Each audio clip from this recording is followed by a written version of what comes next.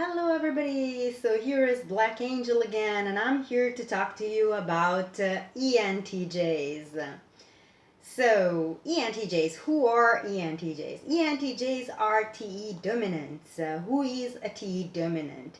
A TE dominant is someone that gives the top priority and whose personality revolves around facts, data, anything that is factual information. So that's basically what TE is about, extroverted thinking. So we're talking about expansive thinking. Another thing that ENTJs are is the embodiment of public opinion. So they have this tendency to mirror whatever it is that public opinion is. So they share the view of the public opinion and they're going to behave in such a way that is accepted by the public opinion. For example, an ENTJ will never ever curse in public because that would be against the public opinion. Even if it is a group of young people or of kids, even the ENTJ is going to keep the attitude that is accepted by public opinion, by the public opinion.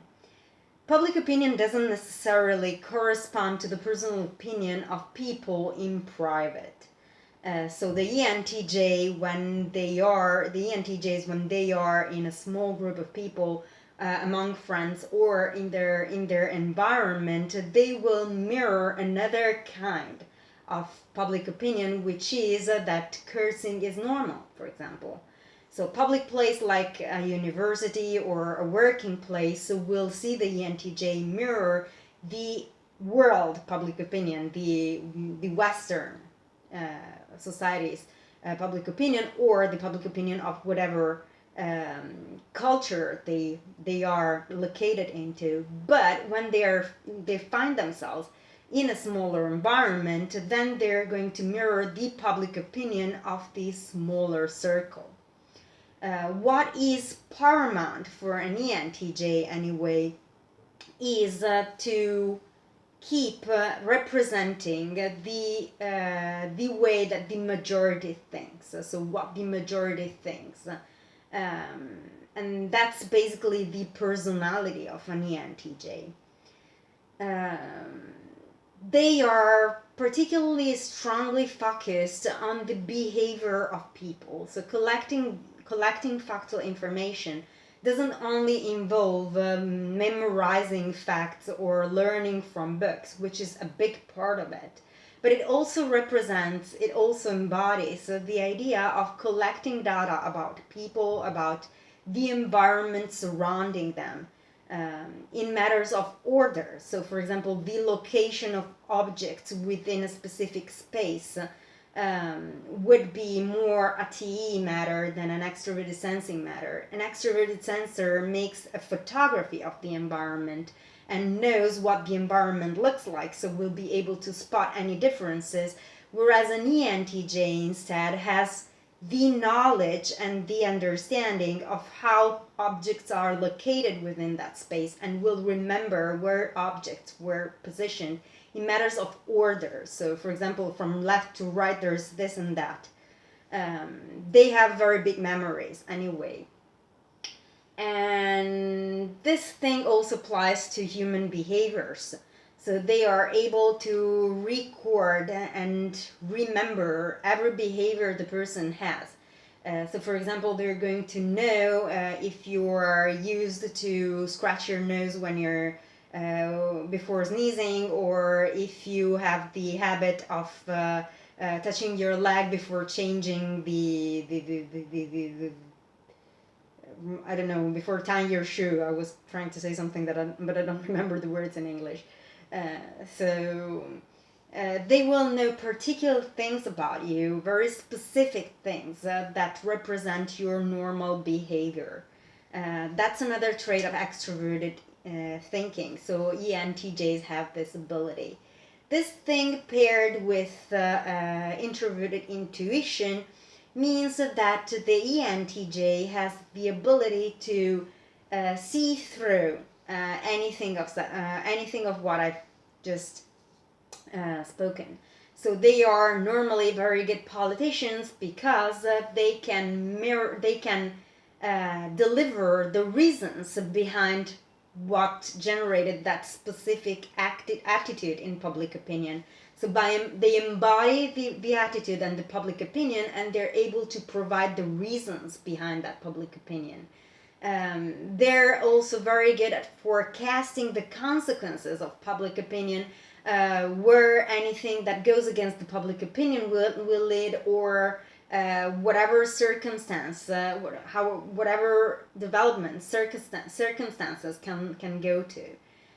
So they're very good at that. They're also very good at analyzing political situations from the point of view of public opinion always, and to spot any attitude or any current that goes against the public opinion. So they're the major spotters of minorities, for example, and they're able to foresee where the influence of this minority can lead society.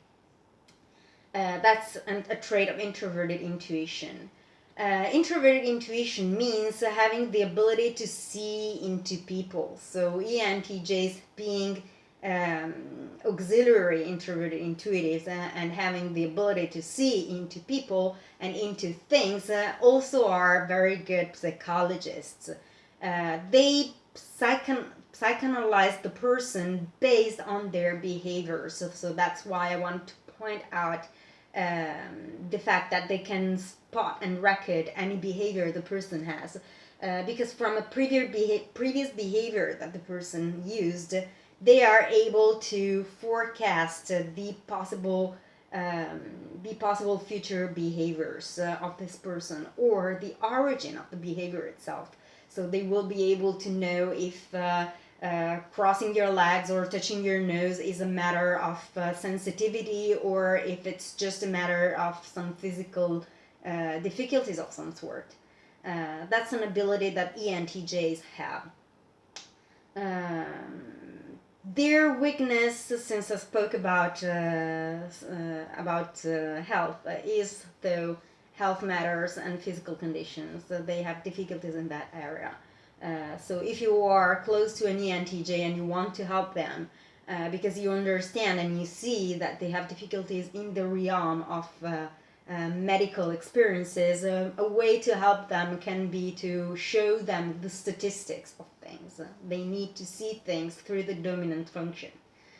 So helping an ENTJ see how to improve their health condition is done through facts and data. So showing them statistics of a specific medicament that has been used to solve that matter, or the statistics of that specific illness versus with medicament versus without medicament. That's something that can help them. But they need to see facts and data. That's their core. That's what they are, who they are. Their inferior function is introverted feeling. This means that they're pretty confused about their personal feelings.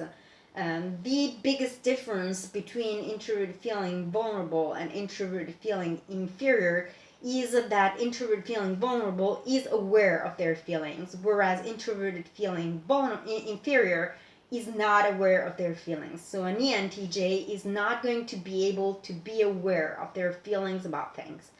But nonetheless, they're going to be drawn and pushed and pulled by their feelings about things, their attraction, repulsion, how much they like a specific environment, how much they like a specific person. But one characteristic by which you can recognize an introverted feeling inferior person is that they are going to follow the judgments in matters of attraction, repulsion of other people. Now, here I would like to make a very important split. INFJs are introverted feeling demonstrative, and that means that INFJs have a tendency to follow the tastes of others, so mirror the tastes of others. So in a demonstrative way, they display what that attitude of attraction, repulsion can deliver in society. What ENTJs instead do is basically accept and make their own the attraction repulsion of someone else. So it's the kind of attitude of the guy that is in love with the girl, and since the girl hates that other girl, the guy is going to hate that girl too. Or the friend that is very close to that other friend, and since that other friend is going to hate that girl, he's going to hate that girl too. That's introverted feeling inferior. Now, to make you the example, since I mentioned INFJs and ISFJs also are in socionics are called introverted feeling demonstrative. It means that an INFJ or an ISFJ instead are going to tell you something on the line of, "Oh, so since you hate that person, I'm going. Do I have to hate her too? Is that what you're trying to tell me, that I have to hate that person too?" Whereas the ENTJ and the ESTJ also are going in not to complain about it and simply follow through. That's what they're going to do. They're going to follow another person's attractions, repulsions. The same applies to the person's ethics. If another person that they're attached to and they are in love with, or that they have a strong attachment to, has a specific idea of how ethics is in a specific topic, then they're going to follow that ethics and even try to enforce the same ethics. This is what it means to be introverted feeling inferior. ENTJs are extroverted sensing tertiary. What does it mean to be extroverted sensing tertiary? Being extroverted sensing tertiary means that ENTJ's self-esteem revolves around their personal appearance, their strength, and their position. So their political influence, their position in the world, and how much influential they are. Now, ENTJs are more politically oriented than ENFJs. If ENFJs are more physically oriented, so they're more concerned about their physical appearance, the ENTJ instead tends to be a lot more concerned about their position in society and how much political influence and how much force that they can exert. To the point that they enjoy playing force games and they enjoy exchanging force-based games and jokes with their friends. That helps them test their strength and eventually strengthen themselves even more. So that helps them learn how to face specific circumstances or specific answers that can come from people and generalize in that sense. They are very attached anyway to this idea of having a political influence, their status, and their position in society. The ENTJ is probably the type that is most concerned about their personal position in society. The ENFP is more self-assured about their personal position in society and concerned about gaining a positive consensus, whereas the ENTJ is mirroring the positive consensus of people and concerned about their status and their position in society. So you will see a lot of ENTJs trying to rank up in politics and trying to work in politics. They will try to ramp up in enterprise in companies. They will try to be entrepreneurs. They will be extremely active and proactive in this sense. And that's also why they're defined the Feldmarschall and where this name comes from. Because they tend to prove their strength, to try to show that they're actually strong individuals. So they tend to keep this very, very ascetic and very serious facade, because that provides others a sense of strength on their side. So these are basically the main traits of an ENTJ and what an ENTJ is. They're most likely Enneagrams. I would say could be Enneagram 7, Enneagram 8 possibly, And let's see. Enneagram 6 maybe, because of that strong introvert intuition. Enneagram 6, Enneagram 8, and Enneagram 7, I suppose, would be the most likely Enneagrams for an ENTJ. What concerns people that ENTJs get along with instead, they get along very well with ISFPs. ISFPs are the dual partner of the ENTJ and the type with which the ENTJ gets along the best. But they also get along very well with ESFPs and INTJs. Now, INTJs are a particular topic because the ENTJs don't really easily get along with others, and that's because they're in constant search for perfection, and ENTJs do not embody this perfection that INTJs are looking for. But nonetheless, they can get along pretty well, or anyway, ENTJs can get along with the INTJ pretty well. They get along very well with ESTJs and INFPs, and they can get along quite well with the, I don't want to say the wrong types, the INTPs and ESFJs. Not the other two types, though, because that's where the biggest conflicts can come. They can get along very well also with ISTPs and ENFJs.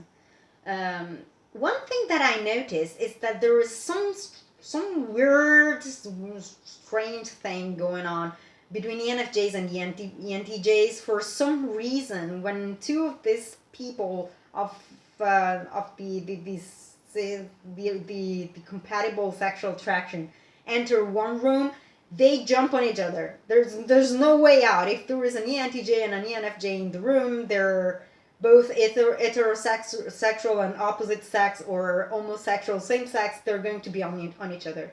And they're going to date, and they're going to hang out with each other, and there's no way out.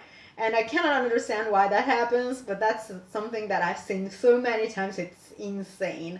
So I would say that ENFJs are a type that ENTJs enjoy being with particularly. So yeah, I felt like sharing this detail because I find it really amusing, because it's like they smell each other in some way. It's like one of them is in one corner of the room, the other one is in the other corner. They don't even know each other, but for some reason they smell their presence and they kind of clash into each other, and something huge begins from there. And that's pretty hilarious. Anyway, yeah, I think this is pretty much everything I have about ENTJs. With this type, we close the Gamma Quadra for those of you who follow socionics. And from the next videos, we're going to talk about the Delta Quadra, which means ESTJs, ISTJs, ENFPs, and INFPs. So this is everything I have about ENTJs, and I will talk to you soon. Bye.